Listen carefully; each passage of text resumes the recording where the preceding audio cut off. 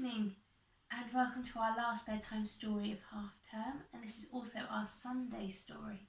So it will be, if you do Sunday school or youth group, it will be your story for Sunday's activities, because on Sunday it's Pentecost, or the church's birthday. This story is entitled The Helper Arrives. Jesus told his friends to wait in Jerusalem, to wait for the helper he'd promised to send them. So they waited. They waited and they prayed. And while they waited, people from the north and south began to arrive, and the streets of Jerusalem filled up with people from every land. People from the east and from the west. People from all around the world who were coming together to celebrate the feast of Pentecost. Jesus' friends were in an upstairs room when suddenly some surprising things began to happen. They heard the wind blow harder than the fiercest storm, but nothing was blown about. They heard the flickering of flames as they watched tongues of fire flick and lap in the land on their heads, but no one smelled any smoke. Then the Helper came, the Holy Spirit, and he filled them up with the presence and power of God.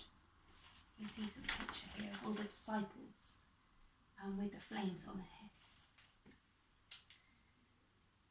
And what they heard next was talking, strange words pouring out of each and every mouth.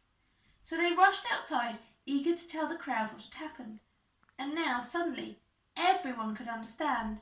People from the north and from the south, people from the east and the west, people from all around the world. For Jesus' friends were able to speak in foreign languages, languages that they had never learned, all because of God's Holy Spirit. What better way to tell people about Jesus? So that's what it's all about, said a man from Spain. That's amazing, said a woman from Africa. Tell me again, asked a man from France. But there were others who thought Jesus' friends were just talking nonsense. These people are drunk, one man shouted. It's nothing but a load of gibberish. And that's when Peter stood up. Peter, who had been with Jesus from the start. Peter the fisherman. Peter who had never made a speech in his life. Listen, everyone, he shouted.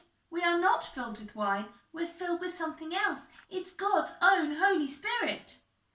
Many years ago, a prophet said that this would happen, that God would send his Spirit to help not just special people like prophets and kings, but everyone.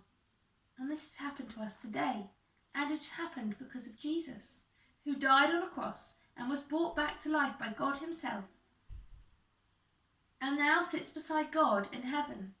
It was Jesus who sent this wonderful gift to us. Jesus, the special one we have been waiting for all these years. Jesus, who was put to death by you. The people were sorry for what they had done to Jesus. What can we do? They cried. Tell God you're sorry, said Peter. Let him wash away all the bad things you have done, and you will receive God's Holy Spirit too. So that's what the people did. 3,000 of them. They told God they were sorry. They were baptized, and they were filled with God's Holy Spirit. People from the north and the south, people from the east and the west, people from all over the world. Do you like that story? So if you're doing Sunday school, you'll get some activities to go with that. But until then, it's good night from Raja and from me. Good night.